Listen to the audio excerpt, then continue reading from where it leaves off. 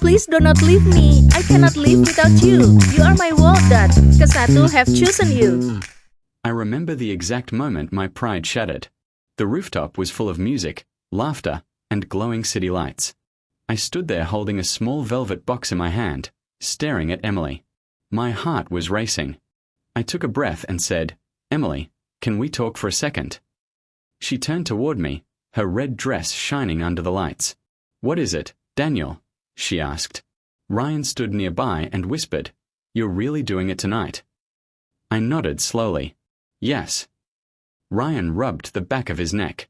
"Man, I hope this goes well." "So do I," said quietly. I stepped closer to Emily. 5 years, I said softly. "We've been together 5 years." She crossed her arms. "And?" I swallowed my nerves and opened the small box. Inside was the ring. "Emily," I said, my voice shaking, "I want us to build a life together." People around us started noticing. Ryan muttered, Daniel, everyone's watching." But I kept going. "I love you," I told her, "and I want to marry you." For a moment Emily just stared at the ring. Then she laughed. Not a small laugh. A loud one. "What are you doing?" she asked. "I'm asking you to marry me." Her expression turned cold. "Daniel, are you serious right now?" My chest tightened. "Yes." She looked around at the people watching us. "Everyone, look at this," she said loudly. My stomach dropped. Ryan stepped forward. "Emily, maybe you should." "Relax, Ryan," she interrupted. "Your friend is putting on a show." I whispered, "Emily, please don't do this." She shook her head. "You really thought I would say yes?" The crowd grew quiet. I felt my face burning. "I thought you loved me," I said. Emily sighed dramatically. "Oh, Daniel," she said. "You're so desperate." The word hit me like a punch. Desperate. I repeated, "Yes." Ryan stepped beside me. "Emily, that's enough," he said firmly. But she ignored him. "You cling to me like I'm your entire world," she continued. "It's embarrassing." I stared at her, unable to believe what I was hearing. "I supported you," I said quietly. "I stayed with you through everything." "And I appreciated that," she replied casually. "Then why are you saying this?" "Because I deserve better." The words echoed in my ears. "Better?" I asked. "Yes," she said. "Someone stronger. Someone successful." Ryan frowned. "Daniel works hard," he said. Emily shrugged. "Hard work isn't the same as success." My hands trembled. "Emily, we planned our future together." She rolled her eyes. That was before I realized my standards were too low. The crowd murmured. I could barely breathe. "Please," I whispered. "Don't humiliate me like this." Then a new voice spoke behind her. I think the humiliation already happened. A tall man stepped forward wearing an expensive suit. Victor Hayes. Emily smiled instantly when she saw him. "Victor," she said warmly. He glanced at me with a faint smirk. "So this is Daniel," he said. I stood up slowly, still holding the ring. "Yes," I answered. Victor tilted his head slightly. "The desperate boyfriend." Ryan snapped, "Watch your mouth." Victor chuckled. "Relax," he said. "I'm just repeating what Emily told me." I looked at Emily. "You told him that." She didn't look ashamed. Why lie about the truth? My chest felt hollow. "So you've been talking to him?" Emily slipped her arm through Victor's. "We've been seeing each other for a while." The words froze the air around me. "For a while?" I asked. "Yes." Ryan muttered angrily, "Unbelievable." I stared at Emily. So the last 5 years meant nothing. She sighed again. "Daniel, you're a good person. But you're not the man I want." Victor glanced at the ring. "You should probably put that away," he said calmly. My fingers slowly closed the box. The rooftop lights suddenly felt too bright. Ryan placed a hand on my shoulder. "Let's go," he whispered. I looked at Emily one last time. She was already smiling at Victor. like I had never existed. I slipped the ring box into my pocket. My voice felt empty when I spoke. "Goodbye, Emily." She didn't answer. Ryan and I walked toward the exit.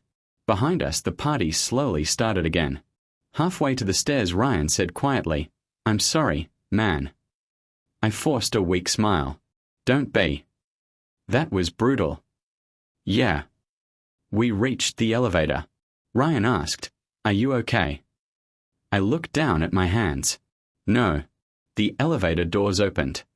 I stepped inside and finally whispered the truth to myself. Maybe losing Emily wasn't the end of my story. Maybe it was the beginning. The morning after the rooftop felt unreal. I walked into the office pretending nothing had happened. But people looked at me differently. 2 coworkers near the coffee machine stopped talking when I passed. I heard one whisper, "That's him." The other asked quietly, "The guy who begged his girlfriend?" My stomach tightened. I poured coffee slowly and tried to ignore them. When I reached my desk, Ryan rolled his chair toward me. "You heard them, didn't you?" he asked. "Yeah." Ryan sighed. "She told everyone." I stared at my computer screen. What exactly did she say? Ryan hesitated. "You sure you want to know?" "Just tell me." He leaned closer and lowered his voice. "She told people you begged her to stay." My chest felt heavy. "And?" "She said you cried in front of everyone." I laughed bitterly. "That didn't happen." "I know," Ryan said. "But rumors don't need truth." A few desks away, someone chuckled. "Man," a coworker said loudly, "I'd never beg a woman like that." Another voice replied, "Some guys have no pride." Ryan clenched his jaw. "Idiots." I kept staring at the screen. "Maybe they're right," I muttered. Ryan frowned. "Don't start that." Maybe I did look desperate. "You proposed to someone you loved," he said firmly. "That's not desperation." I rubbed my temples. "It feels like it now." Ryan leaned back in his chair. "You can't control what people say." "Then what am I supposed to do?" "Ignore them." "That's easier for you to say."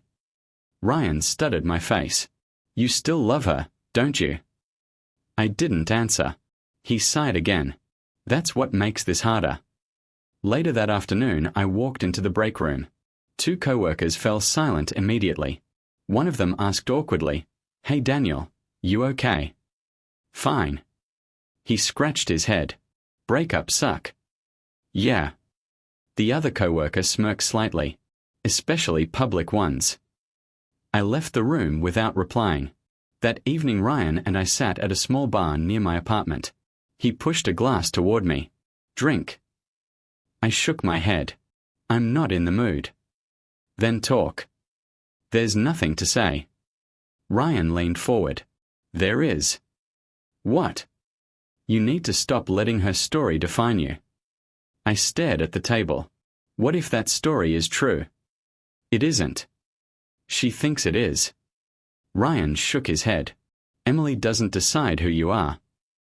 I took a slow breath. 5 years, Ryan. I know. I built my whole future around her. And she threw it away. I looked at my reflection in the glass. Maybe she saw something I didn't. Ryan frowned. "What does that mean?" "Maybe I'm just not enough." "Stop talking like that." "I'm serious." Ryan leaned closer. "You want the truth?" "Yeah." "Emily didn't leave because you weren't enough." "Then why?" "Because she wanted something else." I looked up. Something else. Ryan hesitated again. "What?" He rubbed the back of his neck. "You're not going to like this." "Just say it." "Emily is already dating someone." The words landed slowly. "Who?" Ryan exhaled. "Victor." I felt my chest tighten. "Victor Hayes." "The same one." "The guy from the rooftop?" "Yes." I stared at Ryan. "How long?"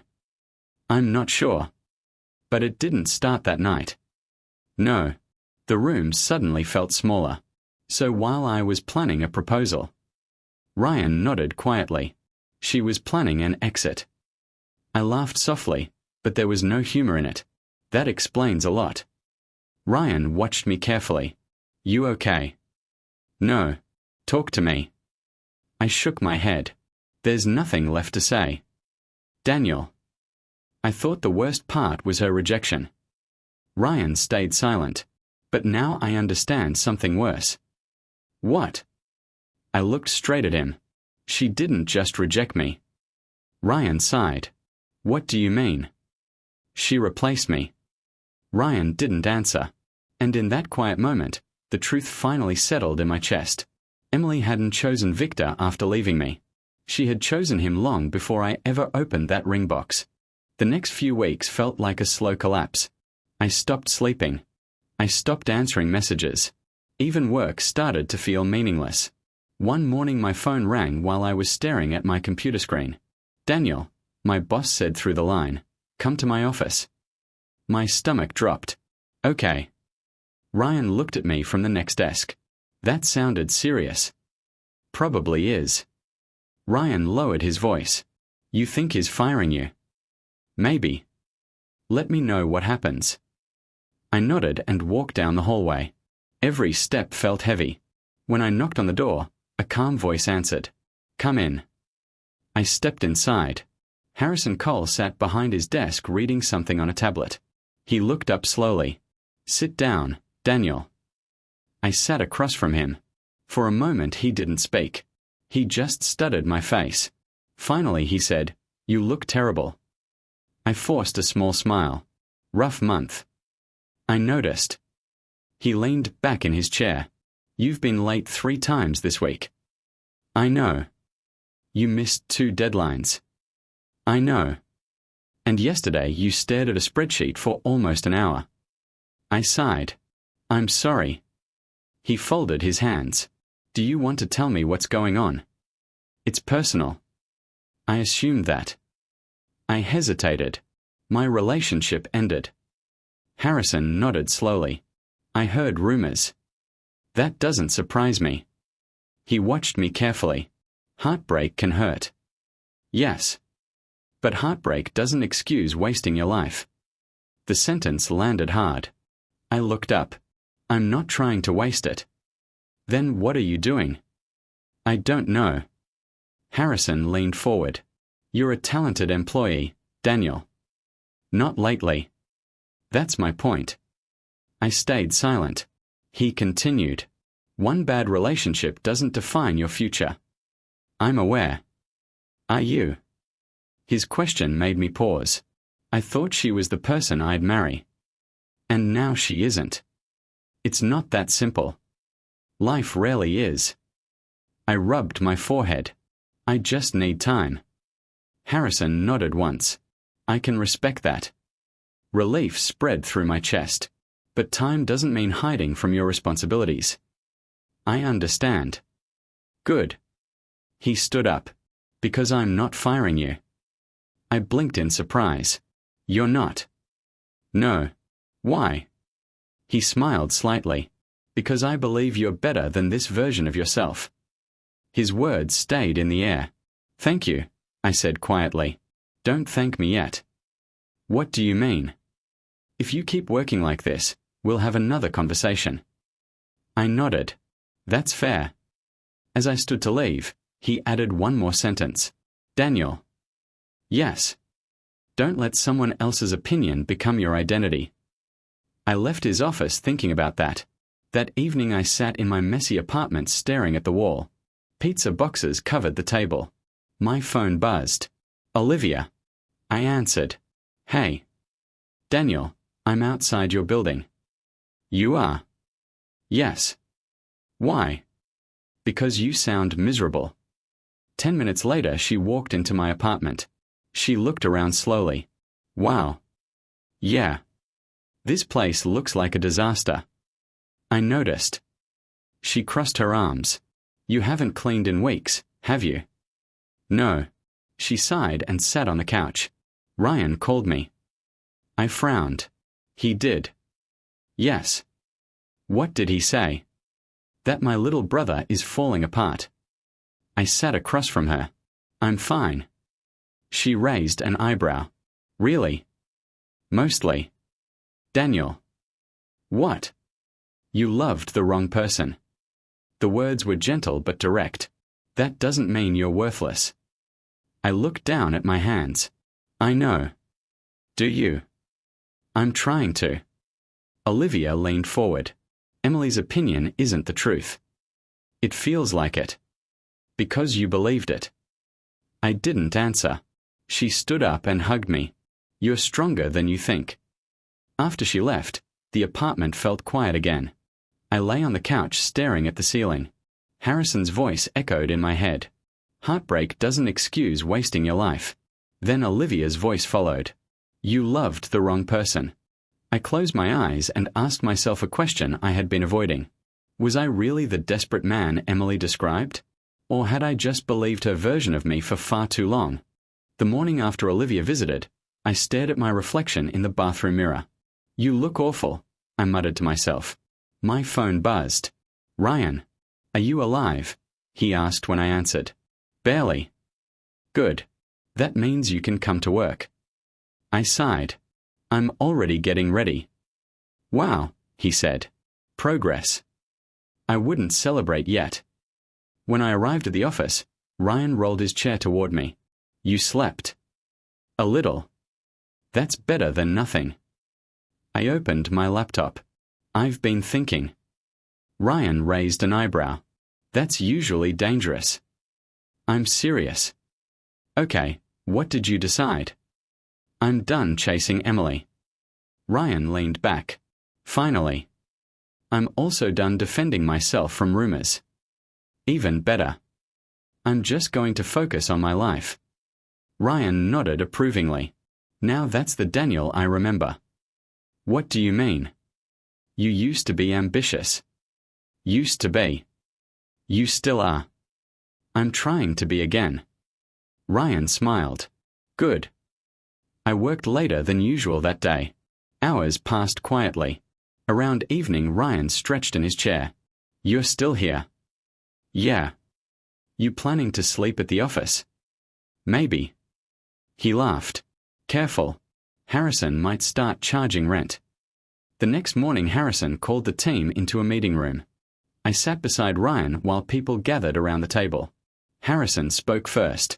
We are starting a new development project. Ryan whispered, Sounds serious. I nodded. Harrison continued. This project will involve outside consultants. The door opened. A woman walked in carrying a tablet. Harrison gestured toward her. This is Clara Bennett. She smiled politely. Nice to meet everyone. Ryan leaned closer and whispered. She looks sharp. I whispered back, Focus.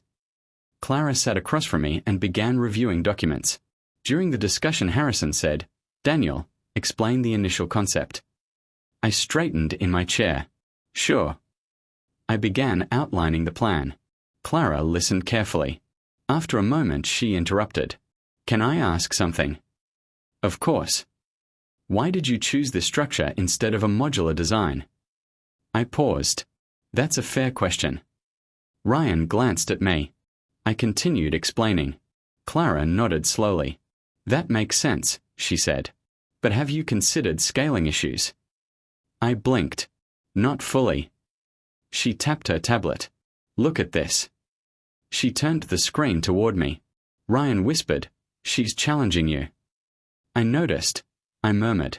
Clara said calmly, Your idea is strong, but it could be stronger. I studied the numbers she showed. You're right. Harrison watched quietly. Clara smiled slightly. Most people defend their ideas immediately. I'd rather improve them. Good answer. Ryan nudged my arm. Look at you. After the meeting, people started leaving the room. I gathered my notes when Clara approached me. Daniel. Yes. You handled that discussion well. Thanks. She tilted her head slightly. Can I ask something personal? Maybe. You think deeply. I looked confused. What do you mean? Your analysis during the meeting was careful and detailed. I try. She studied my face. Then why do you act like you're afraid of your own potential? The question caught me off guard. I don't think I do. You do. How? You hesitate before speaking. That's normal. It felt like self-doubt. I shrugged. Maybe I'm just cautious. Clara crossed her arms thoughtfully. Caution and fear aren't the same thing. I didn't know what to say. She smiled gently. Don't worry. I'm not judging you. Good. I'm just curious. About what? About why someone with your ideas seems so unsure of himself. Ryan walked into the hallway then and interrupted. Daniel, you ready for lunch? Almost. Clara nodded politely. Nice meeting you. You too. As she walked away, Ryan raised his eyebrows. Well. Well what? That consultant just analyzed your personality in 5 minutes. I laughed quietly. Apparently. Ryan grinned. What did she say exactly? That I'm afraid of my own potential. Ryan crossed his arms. She might not be wrong. I leaned against the wall. Maybe. But as I walked back to my desk, Clara's words kept echoing in my mind. No one had ever said something like that to me before. And somehow, that simple conversation planted a small seed of confidence inside me. A year can change a person more than a lifetime of comfort. At least that's what Ryan told me one evening. We were sitting in the office long after everyone else had gone home. Ryan stretched his arms and said, You know something. What? You're not the same guy from last year. I kept typing. That's probably a good thing. Ryan laughed. Probably. You remember how bad I was? Yeah, he said honestly. You were a mess. Thanks. I'm serious, he continued. You barely talked. You barely worked. I leaned back in my chair. And now? Now you're leading half the projects in this department. I shrugged. Promotion helps. Ryan grinned. Harrison made the right call. Earlier that month Harrison had called me into his office again. But that conversation was very different. He had leaned back in his chair and said, Daniel, I've been watching your progress. That sounds ominous, I replied. It isn't. Good. You've become one of the most reliable people on this team. I blinked. Thank you. So I'm promoting you to project lead. I stared at him. Seriously? Yes. I didn't expect that. I did. Back in the present, Ryan nudged my shoulder. You earned that promotion. Maybe. Stop being modest. I'm not modest. I'm cautious. Ryan laughed again. That consultant rubbed off on you. You mean Clara? Yes. As if summoned by her name, Clara walked into the office carrying a stack of papers. You two are still here, she asked. Ryan pointed at me. Blame the boss. Clara smiled. That's you now, Daniel. I sighed. Don't remind me. Ryan stood up. I'm leaving before you give me more work. Smart decision, Clara said. Ryan grabbed his jacket. Don't stay too late. No promises, I replied. After he left, the office felt quieter. Clara sat across from me. You look tired, she said. Long day. You've had many of those lately. That's what project leads do. She tilted her head slightly. Do you regret it? No. Not even a little. I thought for a moment. No. That's good. We worked silently for a few minutes. Then Clara spoke again. Can I ask you something? You always do. This one is personal. I closed my laptop. Go ahead. She studied my expression carefully. Do you still love Emily? The question hung in the air. I didn't answer immediately. Clara noticed. You don't have to respond if you don't want to. No, I said quietly. It's okay. I leaned back in my chair and thought about the past year. The humiliation. The rumors. The sleepless nights. Finally I spoke. I used to think she was my entire future. That sounds painful. It was. And now? I looked at Clara. I don't know. That's honest. The pain is still there, I admitted. She nodded. That's normal. But the love, I paused. Yes. It's fading. Clara watched me carefully. How does that feel? Strange. Why? Because for a long time I thought I would never move on. And now I feel something different. What? I thought about it for a moment. Clarity. Clara smiled softly. That's a good word. It feels like my life is bigger than that one relationship. She leaned back in her chair. That's growth. I guess so. You worked hard for it. I laughed quietly. It didn't feel like growth at the time. Pain rarely does. I looked around the quiet office. A year ago I thought my life was over. And now I'm leading projects and arguing with consultants. Clara smiled. You're welcome. Thank you. She stood and gathered her papers. Daniel. Yes. I'm glad you didn't stay the man Emily believed you were. I watched her walk toward the door. Her words stayed with me long after she left. For the first time since the breakup, my future didn't feel trapped by my past, and the man I had become felt stronger than the man I used to be. 2 years can erase a lot of pain, but some memories never disappear completely.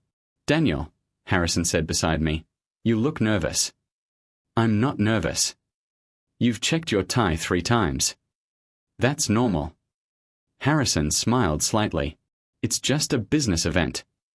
We stood near the entrance of a massive ballroom. Crystal lights glittered above us. People in expensive suits filled the room. Relax, Harrison said. These are just people with money. I laughed quietly. That doesn't make them less intimidating. He handed me a glass of water. You deserve to be here. I know. Then act like it. We stepped further into the room. Conversations echoed around us. A group of executives approached Harrison. Cole, one of them said loudly. Harrison shook his hand. Good to see you again. They started discussing business numbers. I listened politely. Then something caught my attention across the room. A familiar voice. I turned slightly, and my chest tightened. Emily. She stood near the bar wearing a glamorous silver dress. Her hand rested lightly on someone's arm. Victor. For a moment the ballroom noise faded. Harrison noticed my expression. You know them? He asked quietly. Yes. Problem? No. He nodded calmly. Good. Emily turned her head. Our eyes met. Her confident smile froze instantly. Daniel, she said softly. Victor followed her gaze. Oh, he said with mild surprise. Look who it is. Harrison leaned closer to me. You want to leave? No. Are you sure? I'm sure. Victor and Emily walked toward us. Emily looked uncertain. Victor looked amused. Daniel Carter, Victor said with a small grin. It's been a while. It has. Emily studied my face carefully. You look different. I shrugged. Time changes people. Victor chuckled. I remember the last time we met. I'm aware. That rooftop was memorable. Harrison spoke calmly beside me. Daniel, are you introducing us? Yes. I gestured politely. This is Harrison Cole. Victor shook his hand. Victor Hayes. Emily nodded politely. Emily Harper. Harrison smiled professionally. Nice to meet you. Victor glanced back at me. So what brings you here tonight? Business. Victor raised an eyebrow. Impressive. Emily spoke quietly. Daniel, I didn't know you worked with Harrison. I do. How long? A while. She seemed unsure what to say next. Victor filled the silence. You seem more confident than before. Experience helps. Victor smirked slightly. Success too, I assume. Harrison answered before I could. Daniel leads several major projects in our company. Victor looked mildly surprised. Really? Yes, Harrison continued. He's one of our best. Emily blinked. I didn't know that. I kept my voice calm. There are many things you don't know anymore. Victor laughed softly. Well, congratulations. Thank you. Emily watched me carefully. You seem happy. I am. Victor glanced around the ballroom. So Daniel, enjoying the luxury life now? I'm enjoying the work. That sounds boring. Not to me. Harrison checked his watch. Daniel, we should greet the Mitchell group. Of course. I turned back to Emily and Victor.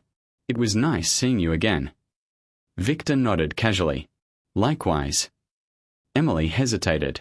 Daniel. Yes. I'm glad you're doing well. Thank you.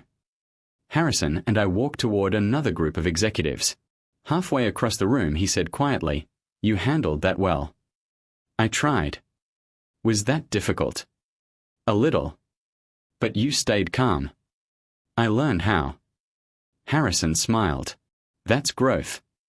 I glanced back across the ballroom. Emily was still standing near the bar. She was looking directly at me. Not with confidence. Not with pride. Something else. Something uncertain. For the first time since the night she humiliated me, I realized something strange. Emily wasn't looking at me like I was the desperate man from the rooftop anymore. She was looking at me like she wasn't sure who I had become. A week after the business event, my phone buzzed while I was reviewing reports. A message notification appeared.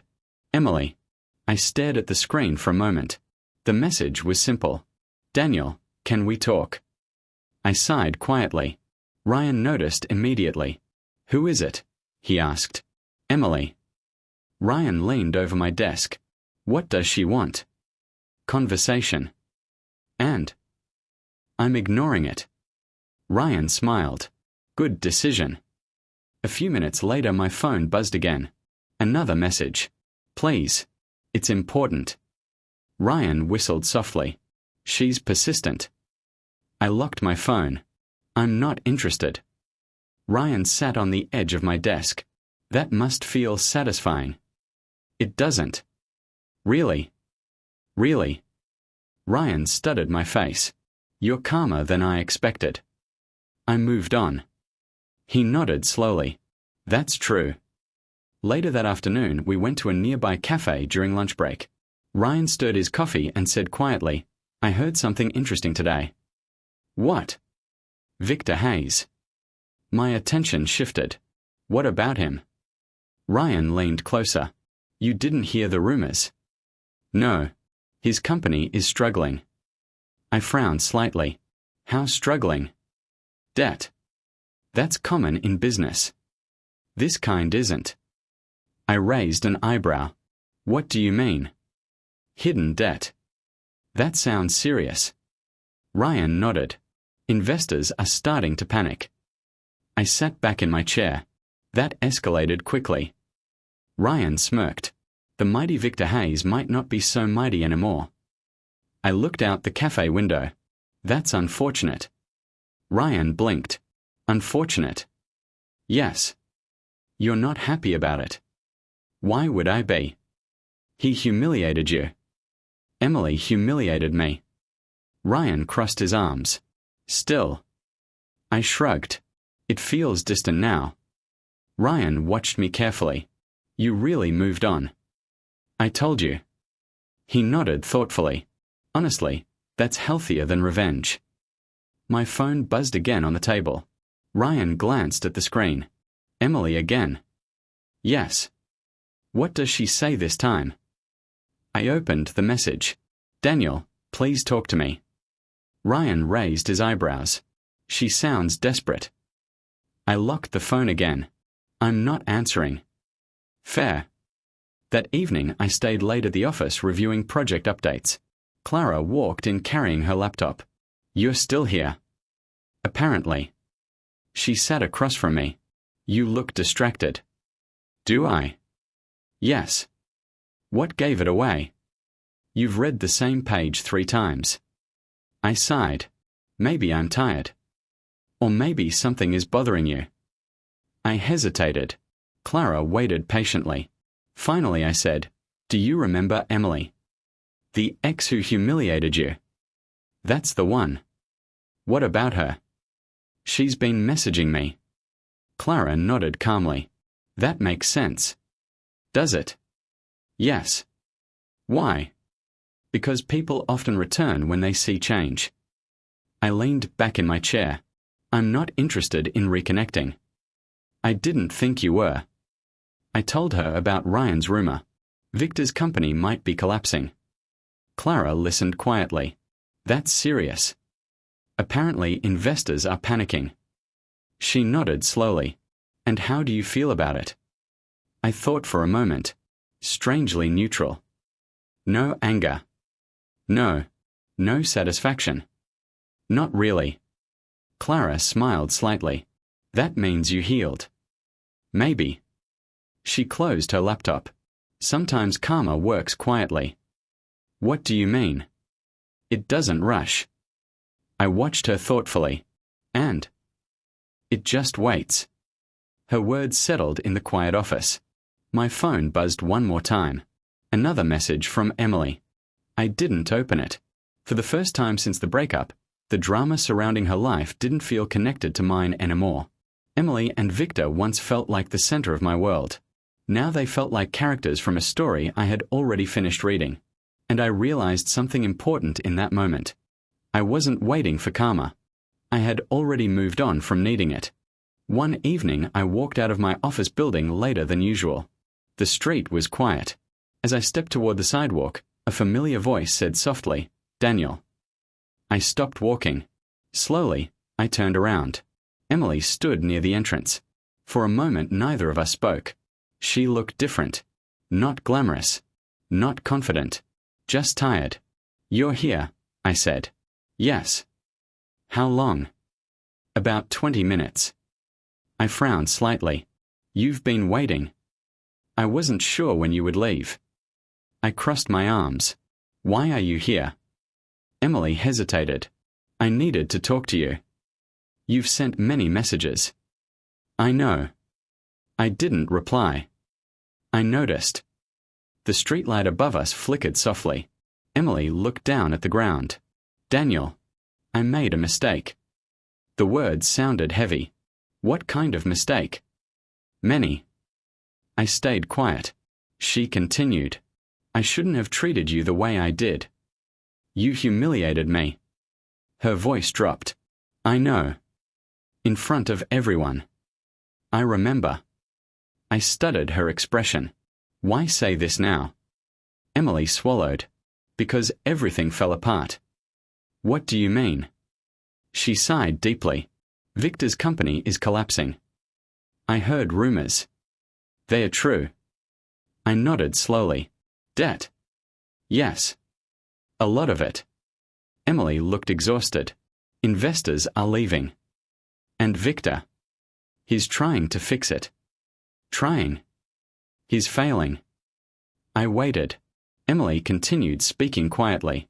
"Our relationship wasn't what I thought it was." "How so?"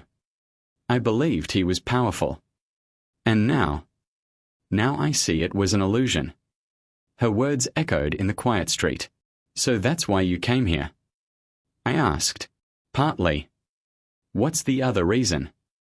Emily looked directly at me. "Because I realized something." "What?" "I should have chosen you." The sentence hung in the air. For a brief moment old memories pressed against my chest. 5 years of love. The rooftop. The ring. But the feeling passed quickly. I took a slow breath. "Emily." "Yes." "You didn't lose me because of money." She blinked. "What do you mean?" "You lost me because you never believed in me." Emily looked stunned. "That's not true." "It is." "I believed in you." "No." She shook her head. "I did." "You believed in Victor's wealth more." "That's not fair." "It's honest." Emily's voice trembled slightly. I was young and confused. We were both adults. I thought I needed someone stronger. You needed someone richer. She didn't respond. I continued calmly. You told everyone I was desperate. I regret that. You laughed at me. I regret that too. You stood beside Victor while he mocked me. Emily looked away. I remember. The silence between us felt long. Finally, she spoke again. I'm sorry. I nodded slowly. I believe you. Her eyes widened slightly. You do? Yes. But what? Sorry doesn't change what happened. Emily took a step closer. I know. I'm not angry anymore. That's good. But that doesn't mean I want the past back. She looked hurt. I wasn't asking for that. Then what were you asking? Emily struggled to find words. I don't know. You wanted closure. Maybe. I thought for a moment. Then here it is. She looked at me carefully. What do you mean? I forgave you a long time ago. Emily's eyes softened. You did. Yes.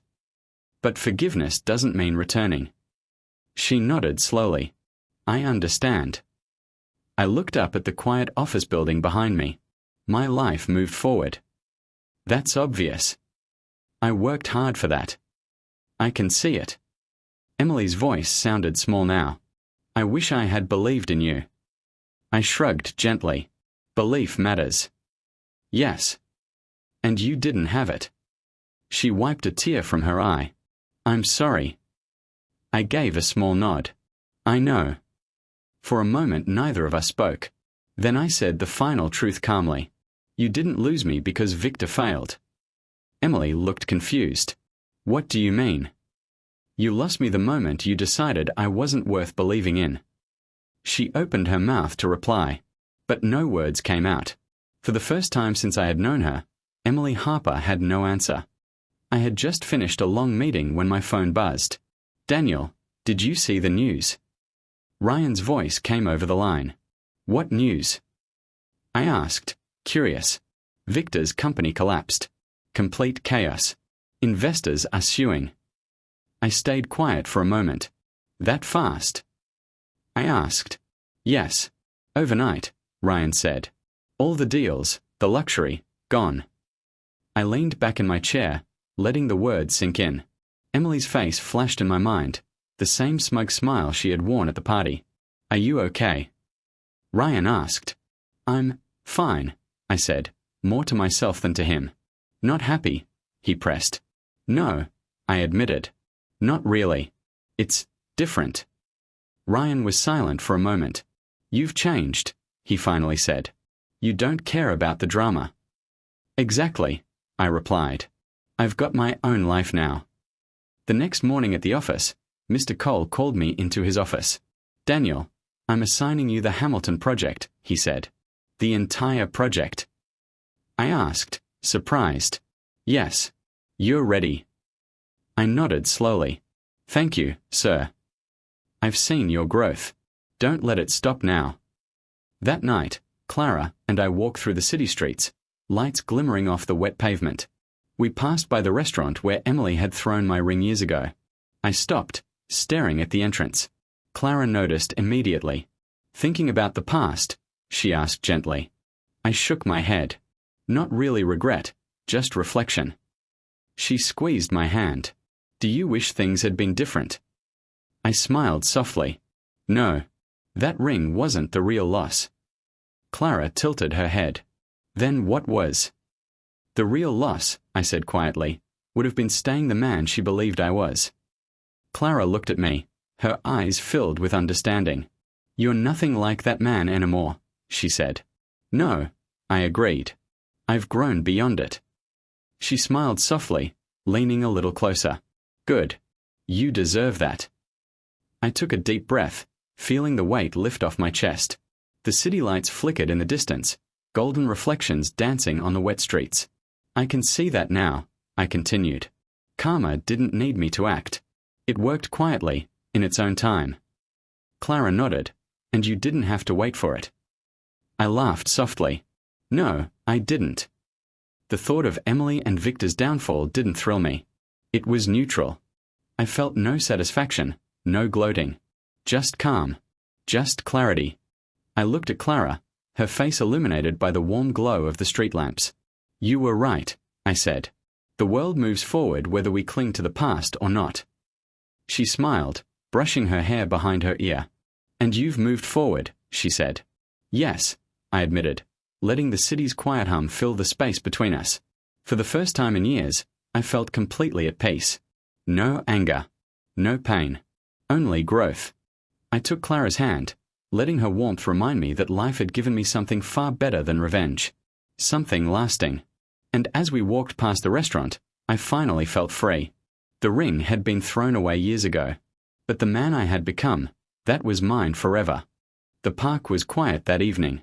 The city lights shimmered in the distance, soft golden reflections bouncing off the leaves around us. Clara walked beside me, her hand brushing lightly against mine. I held a small velvet box in my other hand, feeling the weight differently this time, lighter, calmer. Daniel, you seem different tonight, Clara said softly, glancing at me with that gentle curiosity she always had. I am, I replied, smiling a little. I've realized a few things. She tilted her head, waiting. I've spent years chasing approval, I said. From Emily, from people who didn't matter. And I lost myself in the process. Clara squeezed my hand gently. And now I know who I am, I said. I've grown beyond that. We reached a small bench under a softly glowing lamp. I stopped and turned toward her. Clara, will you build a future with me? I asked, opening the box to reveal a simple ring. Her eyes widened for a brief moment, and then she smiled, the kind of smile that made all the past pain feel distant. Yes, she said without hesitation. I slipped the ring onto her finger, feeling a calm warmth spread through my chest. It wasn't triumph over anyone. It wasn't revenge. It was peace. I used to think losing her meant losing everything, I admitted quietly, thinking of Emily. She told everyone I was desperate. She was partially right. Clara looked at me, curious. I was desperate, I continued. Desperate for her approval. But losing her forced me to become someone stronger. She nodded slowly, her gaze softening. And now? She asked. Now, I said, taking her hands in mine. My life is mine. My happiness isn't defined by anyone else. Not by Emily, not by Victor, not by anyone who ever doubted me. Clara laughed softly, leaning closer. I like this version of you. I chuckled, feeling the tension of years slowly melt away. Me too. This version is free. The city lights twinkled behind us, golden reflections dancing on the wet pavement from a recent drizzle. I realized then how small those old humiliations had been in the grand scheme of things. This life, I said quietly, is something she could never take away. And it's not built on revenge. It's built on growth, on moving forward. Clara smiled, resting her head briefly on my shoulder. It suits you, she whispered. I never thought I'd feel this calm after everything, I admitted. After the heartbreak, the lies, the humiliation, it all feels like it happened to make me stronger. She lifted her head, brushing a strand of hair behind her ear. You deserved this peace. Yes, I agreed. And I'll cherish it every day. I looked down her hand, the ring catching the lamplight, glimmering softly. A symbol not of the past, but of everything we were building together. You know, I said, smiling, I used to think life had taken everything from me. Clara tilted her head. And now, I said, feeling a profound clarity, I have everything that truly matters. Someone who sees me, respects me, and stands with me. That's more than I ever had before. That's my victory.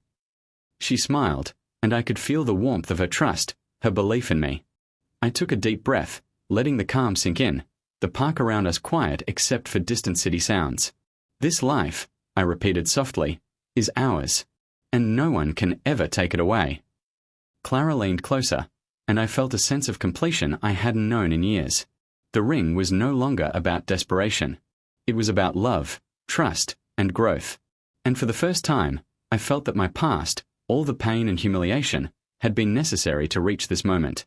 I smiled at her, quietly, firmly, knowing I had finally stepped into the life I was always meant to have. The city lights shimmered, the night calm, and for the first time in years, I felt fully alive.